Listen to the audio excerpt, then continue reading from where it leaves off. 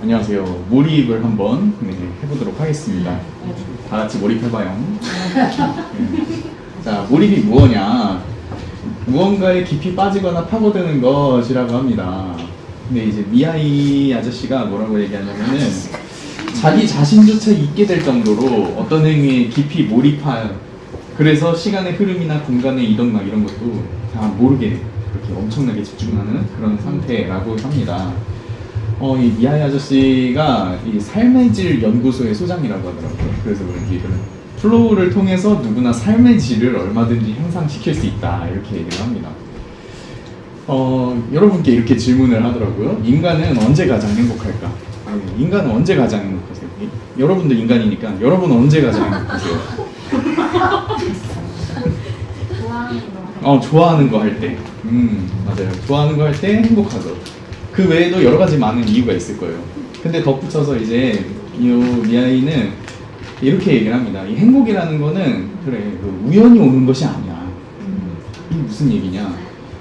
오히려 우리가 어떻게 외부적인 요인을 어떻게 해석하느냐에 달려 있다라고 이야기를 합니다.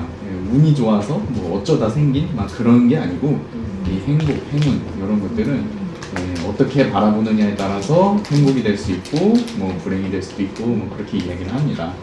그래서 이 플로우라고 하는 것은 또 이 환경이 완벽하게 갖춰졌을 때, 여건이 좋을 때, 이럴 때 일어나는 게 아니라고 합니다. 오히려 지극히 일상적인 순간이 최적 경험, 즉 플로우로 이끌었다라고 합니다. 좀 간단하게 예시를 들어보면 이제 우리가 젠가 게임을 하잖아요. 이 게임의 규칙이 뭐죠? 무너지면 안 되잖아요. 그러니까는 우리가 이걸 쌓을 때 공들여서 쌓는단 말이에요. 무너지지 않기 위해서. 그래서 밑에는 막 아슬아슬한데 위에는 쌓아야 될 때 이거 엄청나게 집중을 하잖아요. 이게 플로우예요. 그리고 요 모래성을 쌓았어요. 그 다음에 요 위에다가 이 깃발을 꽂으려고 해요. 근데 그냥 신중하지 않게 그냥 대충 하면은 모래성이 무너질 수도 있잖아요. 이 깃발을 꽂을 때 굉장히 조심조심 신중하게 이렇게 꽂으려고 할 거란 말이죠. 그때 일어나는 그 집중력, 이게 플로우라고 하는 거죠. 이런 류의 플로우 활동은 개인에게 있어서 발견하는 느낌을 주고, 그 다음에 창의적인 깨달음을 얻게 하고, 이 플로우 활동의 핵심은 이 자아가 성장하는 것에 있다라고 이렇게 이야기를 합니다. 그러면서 플로우를 얻을 수 있는 곳을 크게 세 군데로 이렇게 이야기를 하는데, 몸을 통해서 플로우를 얻을 수 있고, 지적 활동으로 플로우를 얻을 수 있고, 일 가운데서도 플로우를 얻을 수 있다. 몸 같은 경우에는 우리가 이런 걸 이용해 가지고 조작을 한다거나 뭔가를 만든다거나 운동을 한다거나 이럴 때 플로우를 얻을 수 있고, 또 지적 활동, 우리 북클럽은 이미 그 지적 활동의 상징을 갖고 있기 때문에 충분히 설명이 됩니다. 일 속에서도 플로우를 경험하면서 성과를 올리는 것을 목표로 한다거나 이런 식으로 자기의 성장을 위해서 플로우를 할 수 있습니다. 그래서 미아이가 말하는 최종 종단에는 우리 인생 전체가 플로우 경험을 하면은 행복할 것이다, 이런 식으로 이야기를 하고 있습니다. 근데 그게 그만큼 쉬운 일이냐? 절대 그렇지 않죠. 살다 보면은 슬픈 사건도 겪고, 잘 안 되는 것도 있고, 난항을 겪는 것도 있고, 잘 되다가 또 엎어지는 거 있고, 기타 등등 슬픈 일, 스트레스 이런 것들이 많이 노출되죠. 그래서 불행을 겪어요, 우리가. 불행을 겪게 돼 있고, 필연적으로. 그때 이제 불행으로 처참함에 빠질 것인가, 아니면 오히려 더 많은 것을 얻을 수 있는 그런 전화위복을 생각한다든가, 우리가 어떻게 대처하는가에 달려있다는 거죠. 이 직장인들이 마음속에 사직서를 품고 일한다고 그런 얘기를 어디서 들어봤는데, 이 사직서도 내가 이걸 냈을 때 불행이 될 수도 있고, 아니면 그걸로 통해서 뭔가 다른 인생이 펼쳐질 수도 있고, 이걸 어떻게 인식을 하느냐에 따라 달라진다라는 겁니다.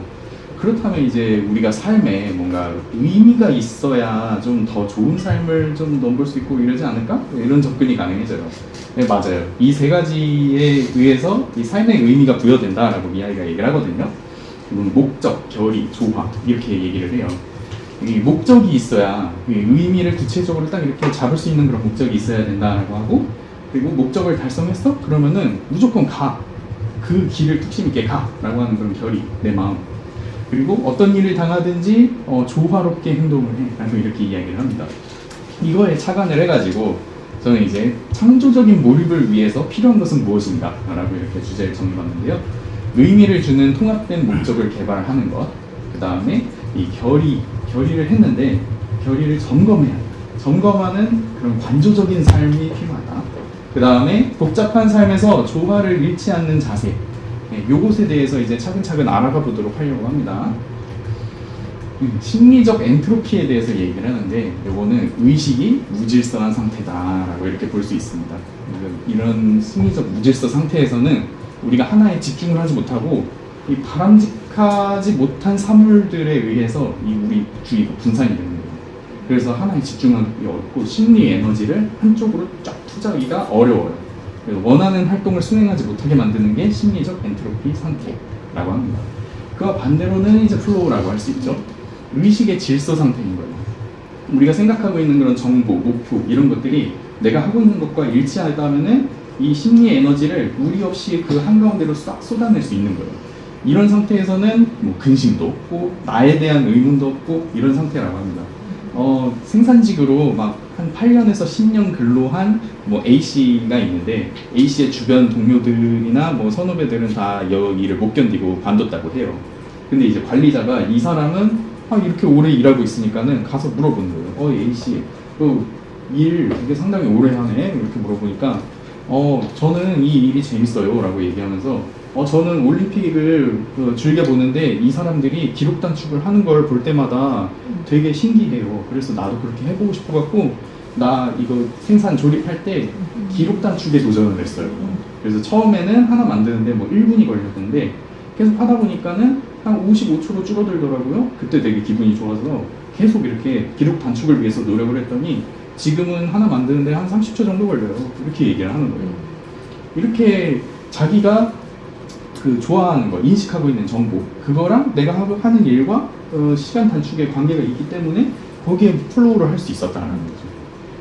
네, 그만큼 삶의 의미를 어디에 잡느냐가 중요하다라고 얘기를 하고 있는 겁니다. 그래서 삶의 의미란 그래서 뭐예요? 라고 이렇게 물어보면은 미야기 아저씨가 이렇게 얘기해요. 삶의 의미란 의미야. 이게 무슨 소리지? 의미란 의미야. 의미라는 단어를 사용할 때 목적 그리고 중요성을 지칭해야 되고 그 다음에 어떤 사람이 가진 의도를 나타내야 되고 이 정보를 정리할 때도 이 의미라는 단어로서 설명을 하거든요. 그러니까 삶의 의미를 이런 식으로 나타내줄 수 있어야 된다라는 거죠. 그래서 자기 삶이 의미 있다라고 생각하고 있는 사람은 이미 자기 삶이 의미 있기 때문에 이 모든 에너지를 다 쏟아야 할 만큼 그 어려우면서도 해볼 만한 목표 이거를 그냥 도전해볼 수 있어요. 자기 삶에 의미를 주는 그런 목표를 갖고 있어요. 그래서 목적을 달성하려고 하고 역사적으로도 또 그런 사람들이 많았죠. 처칠도 그렇고. 근데 여기 나온 나폴레옹과 테레사를 한번 보자고요. 나폴레옹은 권력만을 추구하는데 자기의 전 생애를 바쳤다고요. 플로우를 했어요. 이 프랑스의 병사를 죽음으로 내몰면서까지. 그 반대로 이제 테레사 수녀는 신앙의 바탕을 두어서 무조건적인 사람의 삶의 목적을 두고 가난한 사람들을 돕는 데에 내 에너지를 모두 썼다라고 이렇게 보는 걸로 확인이 되었습니다. 사람들은 인생에서 또 무언가를 막 성취하고 싶어 해요. 근데 이 성취하는 데에도 단계가 있다라고 미아이가 얘기를 합니다. 생존이 첫 단계, 두 번째 수용, 세 번째 반성, 네 번째 통합해서 생수 반통 이런 식으로 좀 외우고 있는데 한번 간단하게 또 보자고요. 첫 번째는 당연하게도 생존을 성취하고 싶다, 나 살아남고 싶다 이런 욕구가 있어요. 메슬로우도 첫 번째로 생리적 욕구를 말할 정도고 그 다음에 프로이트도 첫 번째로 구강기 이 빨아서 이 먹이 먹는 거 젖 먹는 거 그거를 바랄 정도로 생존 쾌락 굉장히 중요한 것이다 빼놓을 수 없다 이렇게 얘기를 하고 있고요. 그 다음에 내가 자기에게 한번 집중했다면은 그 신체적 안전에 대한 위협이 이제 계속되는지 사라졌는지 그런 걸 확인이 끝나면은 난 이제 타인에게 나아갈 수 있어요. 가족, 이웃, 종교, 지역 사회 이런 것들을 참여하면서 수용하는 그런 단계. 우리 북클럽도 많이들 수용하고 굉장히 즐겁게 다니고 있죠. 그 다음에 다시 이제 내부로 돌아오는 거예요. 집에 돌아와가지고 내가 오늘 이런 일이 있었는데 반성해야겠네 이런 것도 있고 그때 그런 일이 있었네 이렇게도 하면서 자아 내부에서 점점 이렇게 기반을 만들고 그러면서 자율적인 의식을 개발을 하게 되고 마침내 이제 다시 바깥으로 나가요. 타인에게 나가서 이제는 관심으로 돌릴 뿐만이 아니라 보편적인 가치까지도 통합을 시키는 그런 통합적 단계까지 성취하기를 원합니다, 이 사람들이. 그러면 이제 초반에 쾌락만을 원했던 것에서 즐거움을 주는 그런 보상, 그 보상을 원천으로 삼게 되고, 그래서 지역사회 목표에 관심을 투자할 수 있게 되고, 그래서 타인에게까지 의미까지 확장할 수 있고, 이런 식으로 자아가 더 복합적으로 성장을 할 수 있다라고 이야기를 합니다. 근데 이거는 이제 추구하는 단계이기 때문에 추구하는 과정에서 좌절이 될 수 있어요. 스트레스를 겪을 수도 있고요. 근데 이렇게 스트레스를 겪으면은 무엇인가 깨닫게 되는데, 첫 번째로는 이제 내가 할 수 있는 일이 뭔지를 명확하게 깨닫게 되고, 그 다음에 두 번째가 더 중요한데, 내가 혼자서는 할 수 없는 일이 무엇인지도 같이 깨닫게 돼요. 요거와 관련해가지고 제가 사례를 준비했는데, 그 몸을 통해 플로우를 성취하는 그런 것과 연관이 되는데, 혹시 격투기 좋아하시나요? 격투기 안 좋아하실 것 같아요. 격투기에서 좋아요. 자, 격투기는 좀 스피드, 이 반응 속도의 싸움이기 때문에, 왜냐하면 0.1초 차이로 내가 맞아서 가버릴 수도 있으니까, 승패가 갈리니까, 예, 그거를 이제 경쟁하는 스포츠인데, 거기에서 내가 강한지 약한지 알 수가 없어요. 그래서 내가 체육관에서 열심히 훈련하는 것도 중요하지만은, 해외나 아니면은 다른 지역으로 가가지고 다른 선수들과 이렇게 몸을 섞으면서 스파링이라고 하거든요. 교류를 하면서, 아, 내가 이런 쪽이 약하구나, 내가 이런 쪽은 강점이 있구나, 이런 걸 파악하고 대비하고 뭐 그런 게 있거든요. 거기에서 이제 여기서 겪는 거예요. 자기가 패배를 겪고서 스트레스를 쌓이고 막 이러는 건데, 그런 과정을 같이 한번 보도록 하겠습니다. 나도 정확하게 보는 건 없지만 수영이의 스파링과 운동을 봤을 때는, 아, 수영이 여기서 조금 더 이렇게 했으면 좋겠다는 게 되게 계속 있었거든, 내가. 근데 이게 말해도 선수가 잘하고 있을 때는 받아들이기 어려워. 그래서 내가 어제 조금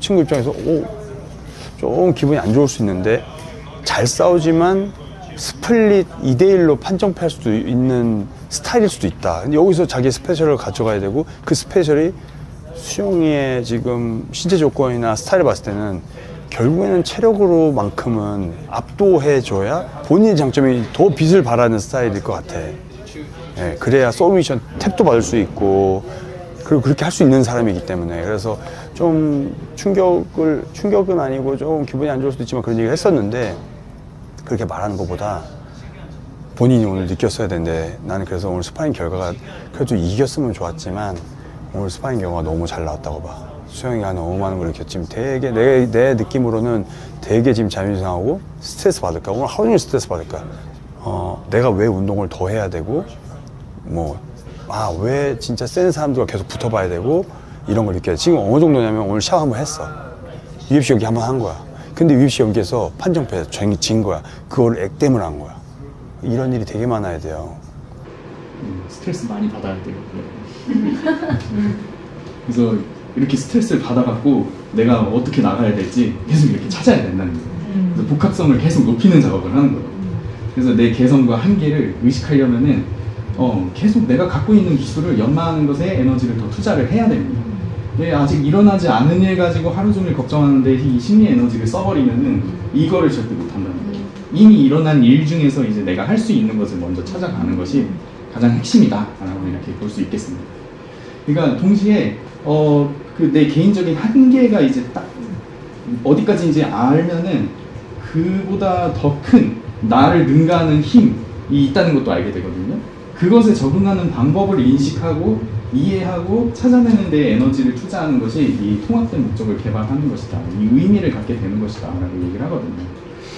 그래서 저도 이게 참 교만했던 게, 생각을 머릿속에만 담아뒀단 말이죠. 일을 할 때도 누군가가 지시를 하면은 적어놓진 않았어요.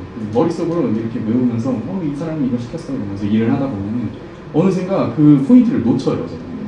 그러면 이제 일이 지연이 되니까 그걸로 이제 지장이 생기고, 그러니까는 대응으로, 대안책으로 글 쓰겠다, 내가 할 일이 무엇인지 정리를 하겠다, 이렇게 플랜을 짜기 시작을 했는데, 그런 식으로 글을 쓰니까는 실수가 줄어들더라는 거예요. 내가 이 의미 없이 아무렇게나 이렇게 일을 했다가, 이렇게 하면은 남들에게 뭐 피해를 끼치는 거구나 라든가 등등 그런 것들을 깨달아 가지고 다시 정리하고 글로 정리를 함으로써 행동이 개선이 되는 그런 일들이 있었다.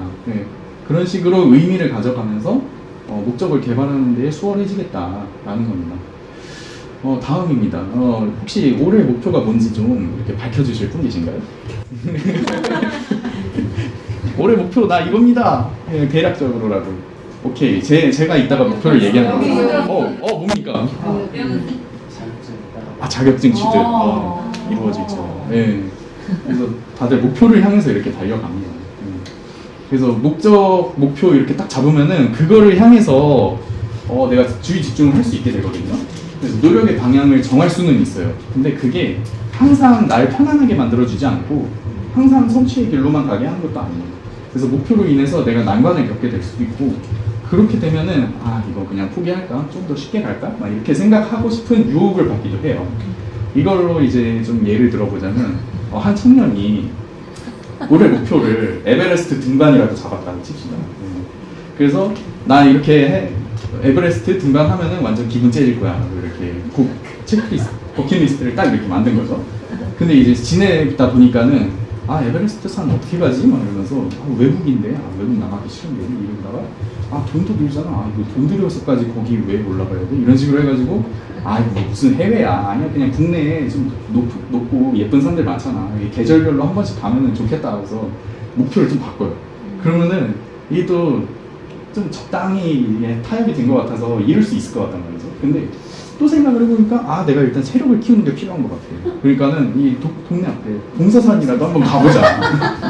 네, 이렇게 하다가 결국은 침대 위에서 그냥 누워가지고 내가 그럼 그렇지 뭐 이러고 있는 모습을 발견했습니다. 어려움이 있을 때마다 이렇게 계획을 계속 변경하면은 더 유쾌해지고 안락해질 수는 있는데 결국은 공허해진다는 거죠. 아무 의미도 못 얻어요. 이게 다 내 안에 내적 갈등 때문이거든요. 내 내적 갈등. 이거 하고 싶어. 근데 이것도 하고 싶어. 이거 해야 돼. 근데 이것도 해야 돼. 막 이렇게. 너무 많은 욕구, 그다음에 양립 불가능한 너무 많은 목표. 이런 것들이 자꾸만 내 심리 에너지를 가져가겠다고 서로 막 이렇게 끌어가요. 내 거를 뺏기는 거예요, 에너지를. 이렇게 내적 갈등을 우리가 수시로 겪기 마련인데 이거를 줄일 수 있는 유일한 방법이 있다고 하는데 이게 별표 100만 개짜리예요. 이 꼭 필요한 요구를 출연해서 우선순위를 할당을 해야 된다. 첫째, 무조건 해야 되는 거 오늘. 혹은 이제 그 뒤에 우선순위를 내가 기준을 딱 정해가지고 이거를 수행해 나간다. 이게 중요하다는 겁니다. 이 미국에서 1910년, 17년 그때 제1차 세계대전 가장 크고 잔혹한 그런 역사라고 하는데 거기에서 이렇게 포스터를 붙여요. 조국이 당신을 부른다. 문이 있는 국방부로 이렇게 포스터를 붙였단 말이죠.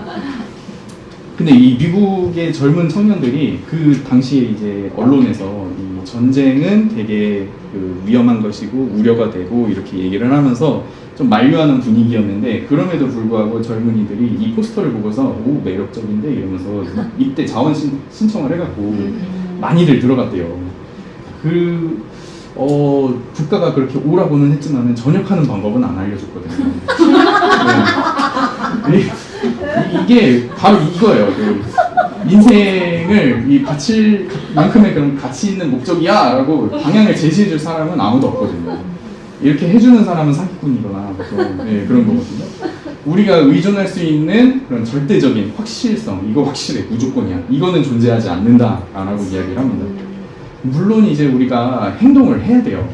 행동을 하면은 이 외적인 그런 도전 목표 잡고 그거를 위해서 나 노력해. 그러면은 플로우를 들어갈 수 있고 성취도 할 수 있어요. 좋아요. 근데 이제 관조적인 삶, 그것도 생각을 해야 된다는 거죠.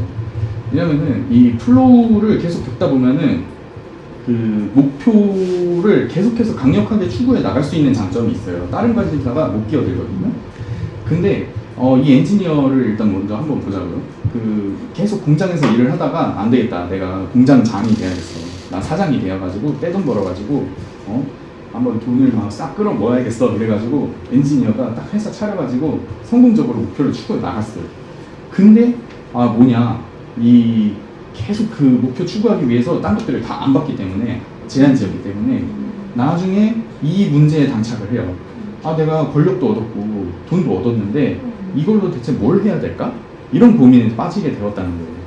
이렇게 되면은 내가 성취를 했지만은 새로운 고민에 다시 직면을 하게 되는 그런 상황이 벌어지게 돼요. 그래서 이때 그 관조적인 삶이 장점을 발휘해야 되거든요. 요거는 이제 초연한 자세가 포인트예요. 아주 초연하게 메타인지처럼 아까 이 삶의 여러 선택, 그리고 그 선택이 나에게 좀 도움이 될 것인가, 현실적으로 신중하게 이렇게 고려를 한다든가, 오랫동안 이렇게 바람직한 삶을 위한 최선의 자세를 좀 이렇게 견지하는 거죠.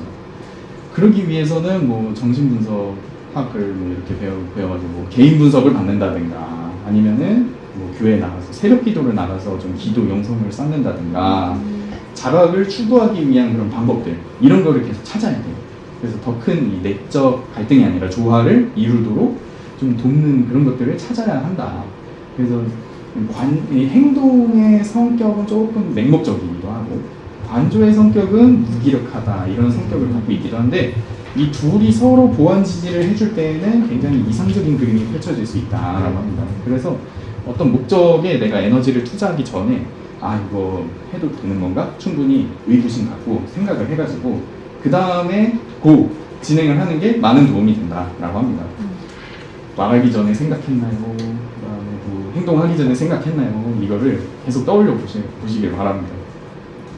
그래서 이 책에서 제시하는 몇 가지 그 자기를 점검할 수 있는 그런 질문들을 준비해봤어요. 이건 시간이 조금 걸리더라도 천천히 좀 생각하면서 사유하는 시간을 가져볼 거예요, 지금. 여러분의 인생에 대입을 한번 해보자고요. 여러분이 하고 있는 그런 업들, 공부들, 그런 것들, 내가 진정으로 하고 싶은 일인가? 학생의 경우에는 내가 공부하고 있는 거, 혹은 내가 앞으로 하고 싶은 그런 장래, 이런 것들이 내가 진정으로 하고 싶은 일일까? 이런 걸 한번 고민해 보셨으면 좋겠어요. 그 다음에 이 일을 하면서 나는 지금 즐거운가? 라는 것을 한번 체크해 보시길. 그 다음에 지금은 하고 있는데 한 10년, 20년 후에 앞으로도 이 일을 내가 즐길 수 있을까? 에 대해서 고민해 보는 것도 좋습니다. 그 다음에 나랑 다른 사람들이 좀 희생이 일어날 수 있을 것 같아. 이런 거 감수하면서까지 추구할 가치가 있나요? 이런 것도 같이 한번 생각해 보면 좋고요. 그 다음에 이 목적을 달성하고 난 후에 과연 이제 내 자신에게 잘했다 칭찬을 해줄 수 있을까? 내 삶에 만족을 하게 될까? 이런 것까지 고민을 해보신다면은 여러분이 그 결의를 다지기에 정말 좋은 마지막 점검이 될 수도 있다고 생각을 합니다. 오케이. 그러면 다음. 그래서 이거를 잘 선택한 목적이라면은, 그리고 이거를 나 진행하겠어 라는 그런 용기가 있다면은, 이제 여기 쓰여 있잖아요. 불행해질 시간조차 없어요. 그냥 진행만 하면 돼요. 그냥. 계속 앞으로 나아가셨으면 좋겠어요, 여러분들. 마지막이에요. 이거는 간단하게 빨리 하자고요. 복잡해요. 복합적이에요. 아주 세상이. AI, 그 다음에 알고리즘, 고도로 발달된 문화, 막 이런 것들. 그래서 옛날에는 뭐 남녀 역할, 막 이런 것도 있었는데 요새는 그런 것도 없이 되게 막 프리해졌다라고 보이고요. 굉장히 되게 자유롭고 막 그렇단 말이죠. 이런 복잡한 삶을 살다 보면은 때로는 단순하게 살면 안 되나 막 이런 생각도 들어요. 동물들은 진짜 단순하게 살아요. 이 사자를 한번 봐요. 피골이 산적을 했어요. 엄청 배고픈 상태예요. 그러면은 이 안에 뭐만 있어요? 잡아먹겠다 라는 그런 정신만 있단 말이에요. 그걸로 이제 돌진을 해가지고 잡아먹어요. 먹으면서 이제 그 맛있다 플로우 하고, 그 다음에 배부르다 잠자자 플로우 한번 하고, 이렇게만 산단 말이죠. 근데 이제 우리 인간은 그렇지 않다는 거죠. 단순할 수가 없고 복합성을 띠고 있고, 이 세상도 같이 복합해지고 있고 복합적으로 가고 있고, 그래서 이렇게 단순 심플을 추구하는 사람들이나 아니면 그런 동물들이나 이런 것들을 보면서 단순하다 이러면서 되게 경탄을 할 수는 있는데, 그게 이 세상을 살아갈 수 있는 그런 해결책, 그런 모델, 이런 것들이 될 수는 없어요. 이 이의 사례를 보면은 우리가 알아보고자 하는 것들이 모두 다 함축되어 있어서 이 사례를 들면 좋아요. 이 이라는 사람은 이 가난한 이민자의 아들로 태어났어요. 그래서 아무리 이렇게 노동을 열심히 해도 인생 역전은 좀 어려운 그런 사람이에요. 근데 이 부모님들이 굉장히 일을 열심히 해가지고 상당한 금액의 자전거를 선물해줬어요. 이 아들이 선물 받았죠. 그래서 되게 기쁘게 이렇게 자전거를 타고 가고 있었는데, 어느 날 의사 중에서도 이제 자동차를 타고 가고 있던 부유한 의사의 차랑 이렇게 접촉 나가지고 사고가 나요. 그래서 자전거도 부러지고 또 아이도 다쳤어요. 근데 이 의사가 되게 막 이 사람들한테 그 경찰에 신고하지 말아주세요. 제가 그 자전거도 다 물어주고 그 다음에 병원비도 대줄게요. 이렇게 합의를 하고서 잠수를 탔어요. 그래가지고 이 E랑 E의 부모가 엄청난 시기에 빠져요. 아, 이 세상이 밉다. 이렇게 생각을 해요. 그렇게 살았는데 이 E 같은 경우에는 학교를 다니고 있어가지고 그 학교에서 어느 날 이 헌법 그리고 권리장전 이런 것을 읽게 됐어요. 읽으면서 깨달음을 얻은 거죠. 아, 이게 우리 그 부모님이 잘못하거나 힘이 없거나 그런 게 아니라 이 권력층에 우리의 권익을 좀 이렇게 대변해 줄 만한 그런 대표할 만한 사람이 없었구나라는 것을 이제 깨닫게 된 거죠. 그래서 이 E는 엄청난 그 뭐랄까 사명감? 의미를 받게 돼요. 그래서 나은 삶을 살기 위해서도 함께 그 다음에 나처럼 이 부당한 일을 겪고 있는 그런 사람들이 발생하지 않도록 내가 변호사가 돼야겠어 라고 이렇게 결의를 하게 돼요. 그래서 변호사가 되기로 결심을 한 뒤에 법대에 입학을 해요. 그 다음에 유명 판사의 사무원으로 근무를 하게 돼요. 그러다가 그 판사가 은퇴를 하고서 그 판사 자리에 자기가 앉았어요. 그렇게 계속 활동을 하다가 전성기 때는 대통령이 자문을 구하러 오기까지 해요. 그래서 결국에는 강력한 이 민권 정책을 개발하게 됐다라고 합니다. 그래서 이 복잡한 삶에서 어떻게 보면은 이 신세한탄을 한 게 아니라 내 인생 왜 이래, 그 다음에 저 의사들 문제야, 이 정책들 문제야 이렇게 남탓만 하면서 사는 게 아니라 이런 삶에서 내가 할 수 있는 게 무엇인지 그래서 찾았고, 그래서 내가 변호사가 되기로 했고 그 변호사가 되기 전에 그 충분히 이렇게 관조까지 해봤죠. 지금 그 대변해줄 사람이 없어. 그런 현실을 발견했어. 그게 내가 될 거야 라는 그런 결심까지 했고, 그래서 이 조화를 잃지 않고 그 안에서도 계속 융화되고 녹아들고 일을 업무 플로우 계속 느껴가면서 결국은 정책 개발에 성공을 했다라고 이렇게 볼 수 있는 겁니다. 이렇게 깊은 플로우를 한번 이렇게 지나고 나면은 사람은 오히려 더 복합성이 생기고 복합적으로 만요. 그래서 좀 심플해질 것 같겠지만 아니고 오히려 더 복합적이기 때문에 이 세상을 품을 수 있게 돼요. 세상과도 더 합치되는 느낌을 갖게 된다는 거죠. 그러니까 이 한 발짝의 작은 전진이 우리가 방향을 어떻게 잡느냐에 따라서 의미를 어떻게 가져가느냐에 따라서 이 삶이 한층 더 즐겁게 될 수도 있고 풍요롭게 될 수도 있다. 어쩌면 그 나중에는 큰 변화를 맞을지도 몰라. 이렇게까지 볼 수 있게 되는 겁니다. 그래서 이 불행을 당했을 때 우리가 오히려 기뻐해 보면 어떨까 막 이런 생각까지도 들어요. 전화위복의 기회라고 하거든요. 근데 이게 엄청난 재능이라고 해요. 이 책에서 이렇게 쓰여 있더라고요. 대부분 좌절하고 말았을 난관을 뛰어들어서 넘었어. 너무 특별한 사람들이다라고 이렇게 얘기를 합니다. 그러면서 딱 이제 타이틀 호칭으로다가 생존자, 오뚜기 정신, 용기 있는 사람이라고 일컫거든요. 우리가 이런 사람이 된다면 어떤 세상 그런 유혹이나 아니면 불행이나 이런 게 찾아오더라도 내 안에서 점검해서 용기 얻어가지고 막 이렇게 활동할 수 있지 않을까? 라고 이렇게 보게 됐습니다. 용기, 인간 이런 걸 뜻하는 라틴어 뭐라고 읽어야 될지 모르겠지만 이거에서 유래된 덕망을 지닌 사람들이라는 그런 게 있대요. 그래서 우리가 이런 덕망을 지닌 사람들에 대해서 감탄을 하곤 하잖아요. 왜 감탄을 하냐? 우리가 이런 특성을 몸소 실천하는 사람들에게 관심을 갖기 때문에 이런 게 덕망을 지닌 사람들이 나타나는 거 아니겠냐. 그렇게 얘기를 합니다. 이 플로우라고 하는 것을 계속 이렇게 이야기하면서 마지막으로 정리를 해보자면 플로우가 우리 삶을 즐겁게 만들어준다. 그리고 인류 전체에 공헌까지 할 수 있다라는 점에서 굉장히 중요하다라고 이야기하고 있었고, 제 생각에는 이 플로우를 가장 깊게 몰입 이렇게 플로우를 한 그런 인물이 예수님이 아닐까 그런 생각을 해봤어요. 그 이스라엘 그 백성 그리고 인류를 구원하기 위해서 막 이렇게 내려왔다 이렇게 생각을 하면 쉬운데, 그 당시에 로마 제국이 이렇게 지배를 하고 있었고 이스라엘 그 백성들은 이 신의 그 이렇게 성육신 내려와가지고 이 로마 녀석들을 아주 철퇴를 때려가지고 우리를 강력하게 해방을 시켜줄 거야 라고 이렇게 기대를 했는데, 예수님이 그것과는 다르게 그 낮은 자의 그 하나님, 낮은 자의 예수님 이렇게 해가지고 병든 자들을 섬겼어요. 그러면서 인간의 몸이고 인간의 감정도 가지고 있을 거예요. 그러니까는 죽음을 맞이하게 될 거고 죽을 운명이고 그 다음에 그 두려움이나 뭐 이런 각종 우리의 그 병리적인 그런 감정들을 또 똑같이 느끼시죠. 그래서 인류 구원을 사명으로 이렇게 내려오기는 했는데 나 너무 그 감정이 어렵다 힘들다 이렇게 생각을 할 때마다 한적한 곳에 가서 눈물을 흘리면서 기도를 하셨죠.